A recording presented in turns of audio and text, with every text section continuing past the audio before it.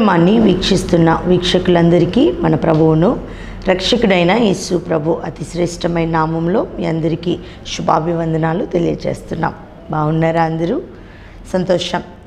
ఈరోజు మీ ముందుకి రావడానికి ప్రభువారు నాకు ఇచ్చిన అవకాశంను బట్టి దేవునికి మాత్రమే మహిమ కలుగునుగాక. ఈరోజు ప్రపంచవ్యాప్తంగా అందరూ కూడాను తల్లుల దినోత్సవాన్ని జరుపుకుంటున్నారు. ఉమెన్స్ డే అంటున్నారు. నిజమే, ప్రభువారు స్త్రీని నిర్మించినప్పుడు, ఒక తల్లిని తయారు చేసినప్పుడు ఎన్నో మంచి గుణాలు ఆమెలో ఉంచి ఎన్నో శ్రేష్టమైన గుణాలతో ఆమెను తయారు చేశారు. నిజమే, దేశము ప్రపంచం కూడా చెప్తూ ఉంటుంది తల్లి లేకపోతే ప్రపంచం లేదు అని. నిజమే, ఒక తల్లి పాత్ర కుటుంబంలో, దేశంలో చాలా ప్రాముఖ్యంగా ఉంటుంది. ఒక వ్యక్తి ఉన్నతమైన స్థానంలో ఉండాలంటే తల్లి పాత్ర చాలా ప్రాముఖ్యం. అలా అని తండ్రి పాత్ర లేదని నేను అనను. వారితో పాటు తల్లి కూడా ఇంట్లో చూసుకోవాల్సిన బాధ్యత చాలా ప్రాముఖ్యమైనది. అలా ఉండబట్టే ప్రతి వ్యక్తి వెనుక ఒక తల్లి, ఒక స్త్రీ పాత్ర చాలా ప్రాముఖ్యంగా ఉంటుంది. ఇది మనం కూడా ఒక క్రైస్తవులముగా యేసు ప్రభు నామమును పెట్టుకొని బ్రతుకుతున్న వారంగా, యేసు ప్రభువుని వెంబడిస్తున్న వారంగా ఒక క్రైస్తవ స్త్రీకి, ఒక క్రైస్తవ తల్లికి ఉండవలసిన గుణాలు ఏంటో తెలుసుకుందాం.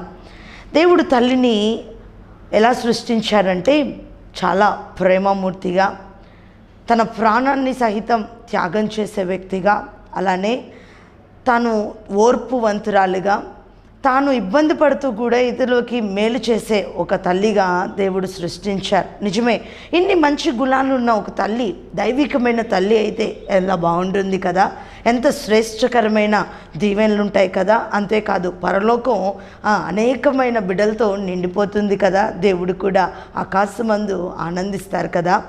ఇందుకీ ఒక తల్లికి ఉండవలసిన 3 గుణాలు ఇది మనం నేర్చుకున్నాం. 3 qualities of a godly mother. ఒక దైవికమైన తల్లికి ఉండవలసిన 3 గుణాలు. తెరవండి నాతో పాటు మత్తయి సువార్త 20వ అధ్యాయము 20వ వచనము 21వ వచనము చదువుకుందాం.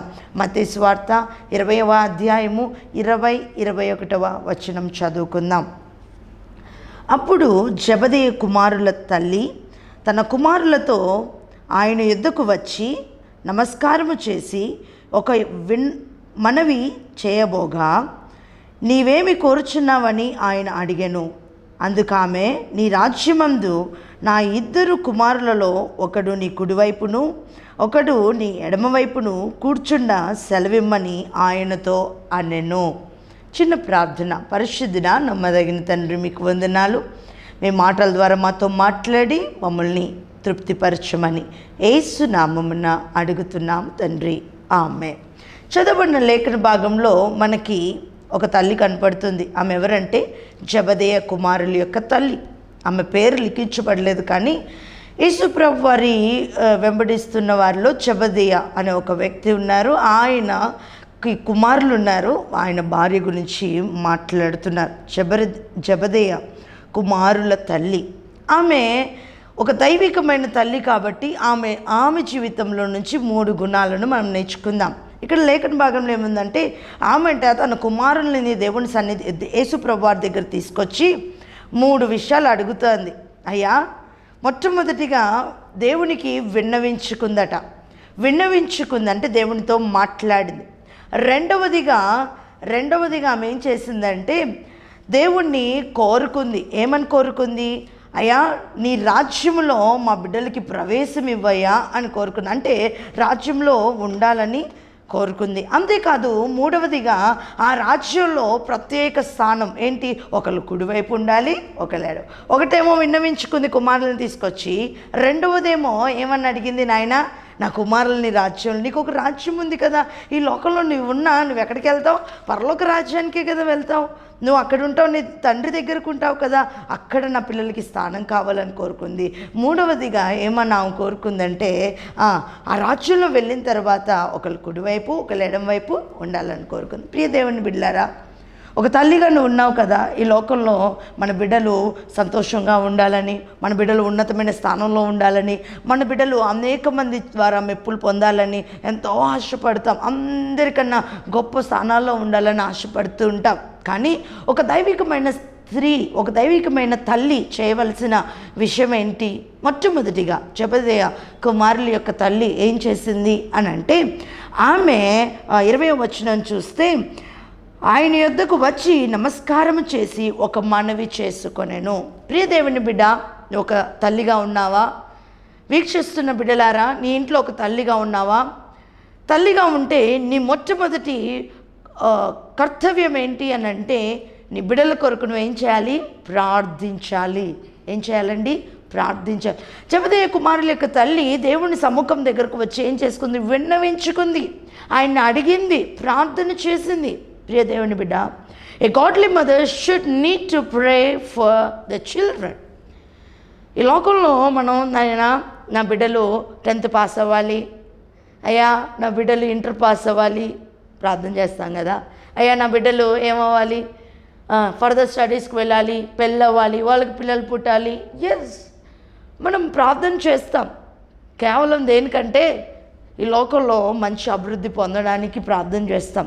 కానీ ఈవిడ ఏమని విన్నవించుకుంది? తండ్రి, నీవు నాకు ఇచ్చిన బిడ్డలు నీ దగ్గర ఉండాలి, నీతో ఉండాలి, నీ దగ్గర ఎప్పుడూ వాళ్ళు ఉండాలి, ఈ లోకంలో నీ మందిరంలో ఉండాలి, నీ సన్నిధిలో ఉండాలి, నీ బిడ్డలుగా ఈ లోకంలో బ్రతకాలి అని ఆవిడేం చేసిందట? విన్నవించుకుంది. To raise a godly children there is necessity to pray for the mother. ఒక దైవికమైన బిడ్డల్ని ఈ లోకానికి అందించాలి అని అంటే తల్లి ఖచ్చితంగా ఏం చేయాలి? వారి కొరకు ప్రార్థన చేయాలి. ఏమని ప్రార్థన చేయాలి? వారు దేవునితో ఉండాలి, వారు దేవుని యొద్దకు రావాలి. చూడండి, ఆమె ఏం చేసింది? పిల్లల్ని ఇరువురిని తీసుకొని వచ్చిందంట. ఈ లోకంలో మనం చూస్తే వాళ్ళకి రేపు ఎగ్జామ్ ఉందంటండి, అందుకే నేనేం చేశా? ప్రార్థనకు వచ్చాను. ఏమ్మా పిల్లలు రాలేదు? వాళ్ళకి రేపు ఎగ్జామ్ ఉందండి, కూర్చొని రాస్తూనే ఉన్నారండి. మనం ఏం చేస్తాం? పిల్లల్ని మందిరానికి తీసుకురాం, పిల్లల్ని దేవుని యొద్దకు తీసుకురాం, పిల్లల్ని దేవుని మాటల యొద్దకు తీసుకొచ్చి కూర్చోబెట్టాం. ప్రియ దేవుని బిడ్డ, మన తల్లులంగా మొట్టమొదటిగా ప్రార్థన చేయాలి. ఏమని చేయాలంటే పిల్లల్ని దేవుని మందిరానికి తీసుకొచ్చి ప్రార్థన చేయాలి. మనతో వారు దేవుని యొద్దకు రావాలని ప్రార్థన చేయాలి, దేవునితో వారు సహవాసం చేయాలని ప్రార్థన చేయాలి, దేవుని మాట వాళ్ళు వినాలని ప్రార్థన చేయాలి. దేవుడు ఎందుకు పిల్లల్ని బహుమానంగా ఇచ్చారు? వారి కొరకు నువ్వేం చేయాలి? ప్రార్థన చేయాలి. ఖచ్చితంగా చిన్నపిల్లలు పుట్టినది మొదలుకొని మనం ఏం చేయాలంటే అండి, వారి కొరకు ప్రార్థన చేయాలి. బైబిల్ గ్రంథంలో ఒక వ్యక్తి గురించి చెప్తాను. మోషే యొక్క తల్లి, ఆమె పేరేంటి? యొకేబేతు. యొకేబేతు తన కుమారునికి జన్మ ఇచ్చిన తర్వాత ఆ రాజ్యంలో ఒక తీర్మానం వచ్చింది, మనందరికీ తెలిసిందే. అక్కడ ఉన్న మగపిల్లలందరినీ ఏం చేయమని? చంపేయమని. కానీ యొకేబేతు ఏం చేసింది? ప్రార్థన చేసింది. ఏమని? నాయనా, వీడు నీ వద్దకు రావాలి, నిన్ను తెలుసుకోవాలి, నీ గురించి తెలుసుకోవాలి అని ఆమె ఏం చేసింది? ప్రార్థన చేసి, ఏ నదైతే అనేకులు చనిపోవడానికి స్థావరంగా ఉందో ఆ నైల్ నదిలో ఆ బిడ్డను ఏం చేసింది? వదిలిపెట్టి ఆ చిన్నవాడికి నేర్పించడం ప్రారంభించింది. ఏమని? ఈవిడ ప్రార్థన చేస్తూ ఉంది, నాయనా వీడు నీ పని చేయాలి, నీ వద్దకు రావాలి, నిన్ను తెలుసుకోవాలి, నీ మార్గాల్లో ఉండాలి, నీకు పరిచయం అవ్వాలి, నీ బిడ్డగా ఈ లోకంలో బ్రతకాలి. సహజంగా మనందరం ఏం చేస్తాం? అయ్యా ఈ లోకంలో నా బిడ్డ అలా బ్రతకాలి, ఇలా బ్రతకాలి, కానీ యేసే బిడ్డగా బ్రతకాలని చెప్తామా? పుట్టి క్రైస్తవులం అవుతాం, క్రైస్తవులుగా పిలువబడతాం, కానీ మన బిడ్డలే పేరేమో మంచి పేర్లు ఉంటాయి బైబిల్లో ఉన్న పేర్లు, కానీ వాడు ఏనాడు ఎక్కడ కనపడ్డు? మందిరంలో కనపడ్డు. ఏనాడు బైబిల్ తీసి చదవడు, ఏనాడు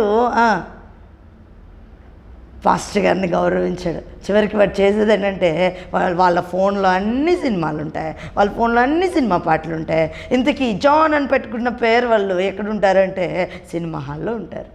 నిజమా కాదా? యొకేబేతు ఏం చేసింది? ప్రార్థన చేసింది. ఆ ప్రార్థన విన్న దేవుడు మోషేను ఏం చేశాడు? ఆ జమ్ము పెట్టులో కాపాడాడు. రాజకుమార్తె దగ్గర ఉన్న దేవునికి సమీపముగా ఉండేటట్లు ఆమె ప్రార్థన పనిచేసింది. హల్లెలూయా. అన్య దేశంలో ఉన్న దేవునికి దగ్గరగా ఉన్నాడు, దేవుని బిడ్డలాగా బ్రతికాడు, దేవునికి యోగ్యంగా బ్రతికాడు. కాబట్టే అంత ఇశ్రాయేల్ కాల్బలాన్ని నడిపించి దేవునికి ఇష్టడుగా మారాడు. అంతేకాదు, దేవుడు అన్నాడు, నా ఇల్లంతటిలో మోషే ఎవరట? సాత్వికుడు అని దేవుడు వాగ్దానం ఇవ్వగలాడు. ప్రియ దేవుని బిడ్డా, ప్రియ తల్లి, నువ్వు ప్రార్థన చూస్తున్నావా? దేవునికి ఇచ్చిన గర్భఫలము యెహోవా ఇచ్చు బహుమానము కదా. దేవునికి ఇచ్చిన బహుమానం కొరకు ప్రార్థన చేస్తున్నావా? ఏమని? స్థిరపడాలనా? చెయ్యి అవి కూడా. దానికన్నా ప్రాముఖ్యంగా నీ బిడ్డగా ఉండాలి, నిన్ను పోలిన వాడిగా ఉండాలి, మీ వద్దకు రావాలి అని ప్రార్థన చేయాలి. మన ప్రపంచంలో రిఫార్మేషన్ తీసుకొచ్చిన, అంటే క్రైస్తవని వెలుగులోనికి తెచ్చుకున్న జాన్ వెస్లీ అనే ఒక భక్తుడు ఉన్నారు. ఆయన యొక్క తల్లి ఎవరంటే సూజన్నా వెస్లీ. ఆమె గురించి గొప్ప సాక్ష్యం ఉంది. ఆమె ఒక దైవికమైన తల్లి, ఒక దైవ సేవకుల యొక్క భార్య. ఆమె దైవికమైన తల్లి కొన్ని క్వాలిటీస్, కొన్ని ఏమంటారు రూల్స్ పెట్టుకొని పిల్లల్ని పెంచింది. అంతేకాదు, అలా ఆమె 12 మంది సంతానానికి తల్లి. వారి 12 మంది పిల్లల్ని ఒకే దైవికమైన భక్తిలో పెంచింది. అలానే జాన్ వెస్లీ అనే ఒక భక్తుడు కూడా, దైవ సేవకుడు కూడా మెథడిస్ట్ సంఘాలకు సేవకుడయ్యాడు. అంటే క్రైస్తవాన్ని లోకానికి తీసుకొని వచ్చాడు. ఆ జాన్ వెస్లీ చెప్తున్న మాట ఏంటంటే, నేను ఇంత గొప్ప దైవ సేవకులను కావడానికి కారణం నా తల్లి చేసిన ప్రార్థన. ఏంటంట? ప్రతిరోజు ఆ 12 మంది పిల్లలు పడుకున్నప్పుడు ప్రతి మంచం దగ్గరికి వెళ్ళి ఒక్కొక్క మంచం దగ్గర ఒక్కొక్క పిల్లవాడి చేతి మీద, ఒక్కొక్క పిల్ల చేతి మీద, తనకున్న సంతానం తల మీద చేయి వేసి 2 గంటల వరకు ప్రార్థన చేసేదంట తల్లి. ఏమని? నాయనా, మీరు ఎక్కడికి వెళ్తున్నారు? లోకంలోనికి వెళ్తున్నారు, చదువుకోవడానికి వెళ్తున్నారు, బయటకు వెళ్తున్నారు, ఏ దుష్టాంతకుండా కాపాడండి అయ్యా. మీతో సహవాసం లేకుండా ఏ క్రియ మధ్యలోకి వచ్చి వారికి కూర్చోకుండా సహాయం చేయ ప్రభువా అని ఆ జాన్ వెస్లీ తల్లి సూజన్నా వెస్లీ వారి కొరకు ప్రార్థన చేసేది. అంతేకాదు, యోబు కూడా ఉదయకాలంలో లేచి ఏం చేసేవాడట? తన బిడ్డల నిమిత్తము దేవునికి బలి అర్పణ అంటే ప్రార్థన చేసేవాడు. ప్రియ దేవుని బిడ్డ, తల్లులారా, ఒక దైవికమైన తల్లిగా నువ్వు ఉండాలంటే నువ్వేం చేయాలి? ప్రార్థన చేయాలి. మన జీవితంలో ప్రాముఖ్యమైన విషయం, దేవుడు మనకిచ్చిన బహుమానము శ్రేష్టంగా దేవునిదిగా ఉండాలంటే మనం ఏం చేయాలట? ప్రార్థన చేయాల్సిందే. జార్జ్ వాషింగ్టన్ మనందరికీ తెలిసిన వ్యక్తే. ఎవరైనా అమెరికన్ ప్రెసిడెంట్. ఆయన తన జీవిత చరిత్రలో సాక్ష్యం ఇస్తారు. ఏంటి అని అంటే, నేను ఇలా ఉన్నతమైన ఈ అమెరికన్ ప్రెసిడెంట్గా నేను ఉండడానికి కారణం నా తల్లి ప్రార్థన. She is to pray everyday 2 hours for me. నా కోసం 2 గంటలు ఆమె ప్రతి దినము నా కొరకు ప్రార్థన చేసేది. ఎప్పుడు? నేను అమెరికన్ ప్రెసిడెంట్ అయినప్పుడు కాదు, నేను చిన్నతనం ఉండిన దగ్గర నుంచి my mother use to pray for me, my mother use to weep for me. నా కొరకు కన్నీరు కార్చే దేవుని సన్నిధిలో. వీడు తప్పిపోకూడదు, వీడు మోసంగా ఉండకూడదు, దేవుడు గుణాలు కలిగి వీడు బ్రతకాలి అని మా తల్లి నా కొరకు ప్రార్థన చేసేదని తన సాక్ష్యంలో ఉంటుంది. ప్రియదేవుని బిడ్డ, అంత గొప్ప స్థానంలో రాజ్యాన్ని ఎలగలిగాడంటే తల్లి ప్రార్థన చాలా ప్రాముఖ్యంగా కనబడుతుంది. బిల్లీ గ్రహం గారు ఉన్నారు, దైవ సేవకులు. ఆయన కూడా ప్రపంచవ్యాప్తంగా ఆయన తన కాలంలో 8 మిలియన్ల ప్రజలకి స్వార్థను ప్రకటించిన దైవ సేవకుడు ఆయన. ఎంత? 80 మిలియన్ల మందికి స్వార్థను ప్రకటించాడు. బాబోయ్, ఎంత ఆశ్చర్యం! ఆయన అంటూ ఉంటారు, నేను 80 మిలియన్ల మందికి స్వార్థ ప్రకటించడానికి, మేబీ ఇప్పటికి ఇంకా ఎక్కువై ఉండవచ్చు, ఒకప్పుడు ఆయన హిస్టరీ ప్రకటించడానికి కారణం నా తల్లి ప్రార్థన. నా తల్లి నా చిన్నతనం నుండి నా కొరకు రోజు ప్రార్థన చేసేది. నా తల్లి ప్రతిదినము నా కొరకు ఏం చేసేది? ప్రార్థన చేసేది అని సాక్ష్యం ఇచ్చేవారు బిల్లీ గ్రహం గారు. ఆయన ప్రపంచంలోనే గొప్ప దైవ సేవకుడిగా పేరు పొందాడు. ప్రస్తుతం ప్రభునందు నిద్రించారు. ప్రియదేవుని బిడ్డ, ఒక తల్లి ఉమెన్స్ డే జరుపుకుంటున్న నీవు దైవికమైన తల్లిగా నువ్వు ఉండాలి. ఈ లోకంలో దేవునికి ఒక దైవికమైన కుమారుణ్ణి కుమార్తెను దేవునికి అందచేయాలి. ఈ లోకాల్లో శ్రేష్టకరమైన బిడ్డలను అందచేయాలంటే వారి కొరకు నువ్వేం చేయాలి? ప్రార్థన. ఇదిగో మేము ముందు నిలబడి మాట్లాడుతున్న నేను కూడా మా తల్లి నా కొరకు, మా అన్నయ్య గారి కొరకు, నా కొరకు ప్రతిదినము వారంలో ఒకరోజు ఉపవాసం ఉండాము, మా కొరకు ప్రార్థన చేసేవారు. అదే కారణం మేము ఈరోజు ఈ స్థానంలో ఉండడం, దేవుని పనిలో వాడబడ్డం, దేవుని కృపకు పాత్రలో అవడం, అనేక ప్రాంతాలు తిరగడం, దేవుని స్వార్థలో వెలువలుగా విరివిరివిగా నడవడం. ప్రియ దేవుని బిడ్డ, దేవునికి ఇచ్చిన బహుమానాన్ని ఎలా పెంచుతున్నాం? అదే లేఖన భాగంలో 21వ వచనం చదవండి. అప్పుడు ప్రభువారు అడిగారు, నేను నీకేం చేయాలమ్మా? వెంటనే అడిగింది, నాయనా నీ రాజ్యమందు నా 2 కుమారుల్ని. అంటే రెండవదిగా ఆమె ఏం కోరుకుంది అని అంటే దేవుని రాజ్యంలో నా బిడ్డలు ఉండాలని కోరుకుంది. సహజంగా ఇక్కడ కూడిన మనం ఎక్కడ ఉండాలని కోరుకుంటాం చెప్పండి? ఎక్కడ పోటీలు పడుతుంటే అక్కడ ఉండాలని కోరుకుంటాం, ఎక్కడ గొప్ప వాళ్ళు ఉంటే అక్కడ ఉండాలని కోరుకుంటాం. కొంతమంది తల్లులు ఇలా కూడా లేకపోలేదు. ఏమ్మా ఎందుకు పిల్లలకి సినిమా పాటలు, ఎందుకమ్మా హడావుడిలు, ప్రార్థన చేయొచ్చు, ఇప్పుడు కాకపోతే ఎప్పుడు ఎంజాయ్ చేస్తారండి. కానీ ఆ తల్లి ఏం చేసిందో తెలుసా? ఆయన రాజ్యంలో, ప్రభువారి రాజ్యం ఒకటి ఉంది, అది ఎప్పుడు చెరగనిది, అది ఖచ్చితంగా రాజ్యం ఉంటుంది, అందరూ అక్కడికి వెళ్ళవలసిందే తప్ప అది చెరగడానికి వీల్లేదు అన్న ఆ రాజ్యము గ్రహింపగలదే ఆమె రెండవదిగా ఏం ఆశపడిందంటే, తండ్రి నీకు ఒక రాజ్యం ఉందయ్యా, ఆ రాజ్యంలో నా బిడ్డలు ఏమవ్వాలి? ఉండాలి అని ఆశపడింది.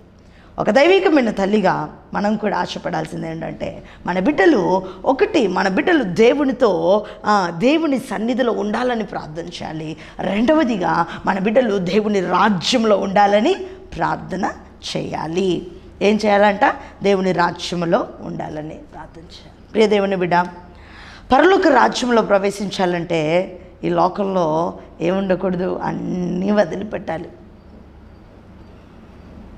ఈ లోకంలో అన్నీ శాసించవచ్చేమో, కానీ అలాంటి వారికి ఏముండదు, పరలోక రాజ్యాలు ఉండనే ఉండదు. చిన్న ఉదాహరణ మనందరికీ తెలుసు, అలెగ్జాండర్. ఆయన ఈ లోకాన్ని శాసించాడు, అవునా? ఆయన ఒక క్రైస్తవుడు. ఆయన ఈ లోకాన్ని శాసించాడు, ఈ లోకంలో అనేక రాజ్యాలను జయించాడు. నిజమా కాదా? జయించాడు. కానీ ఆయనలో ఏం లేదు? దేవుడు లేదు. ఆయనలో దేవుడు లేడు. ఆయన కోసం దేవుని ఏమంటారు, రాజ్యం కూడా క్లోజ్ చేసింది. ప్రియ దేవుని బిడ్డ, మనం ఏం కోరుకోవాలంటే ఈ లోకంలో అనేకుల్ని శాసించేవారిగా, ఈ లోకంలో అనేకుల్ని ఏలుబడి చేసేవారిగా, ఈ లోకంలో అనేకుల కన్నా గొప్పగా ఉండేవారిగా, ఆ స్థానంలో ఉండేవారిగా ఉండాలని కోరుకున్నా దానికన్నా ప్రాముఖ్యంగా ఆయన దేవుని రాజ్యంలో ఉండాలని ఒక దైవికమైన స్త్రీగా, ఒక దైవికమైన తల్లిగా నేను కోరుకోవాలి. ప్రియ దేవుని బిడ్డ, ఈ లోకంలో అనేక టెంప్టేషన్స్ వస్తాయి, ఈ లోకంలో అనేక తొందరపాట్లు ఉంటాయి. వాటన్నిటిలో నుండి తప్పించబడాలని ఏం చేయాలి? మనం తప్పించి ఆయన రాజ్యంలో ఉండాలని ప్రార్థన చేయాలి. ఒక స్థానం వచ్చాక, ఒక వయసు వచ్చినాక తల్లులమైన మనం అంటాం, ఇంకా నేనేం చేయనండి, ఇంకా ఏం చెప్పగలనండి, వాళ్ళ విధికి నేను వదిలేశాను, అది అమ్మాయి కానీ అబ్బాయి కానీ తప్పు. ప్రియ దేవుని బిడ్డ, ఎంత ఎదిగినా ఏం చేయాలంట? ప్రార్థన చేయాలి. ఏమని చేయాలి? నాయన వాళ్ళు మీ రాజ్యంలో ఉండాలి. ప్రియ దేవుని బిడ్డ, అంటే ఒక తల్లిగా ఆ రాజ్యం యొక్క విలువ మనకు చాలా ప్రాముఖ్యంగా తెలిసి ఉండాలి. అప్పుడే మన బిడ్డల కొరకు మనము ఆ రాజ్యంలో ఉండాలని ప్రార్థన చేయగలిగాం. అదే వచనంలో తర్వాత ఆ తల్లి అంటది, ఒకడు నీ కుడివైపును ఒకటి ఎడమవైపును కూర్చొని సెలవిమ్మయ్యా. ప్రియ దేవుని బిడ్డ, ఆమె రాజ్యంలోనే కాదట, మూడవది ఒక దైవికమైన తల్లికి ఉండవలసిన మూడవ గుణం ప్రత్యేక స్థానం కూడా కోరుకుంది. మనం కోరుకుంటామా లేదా?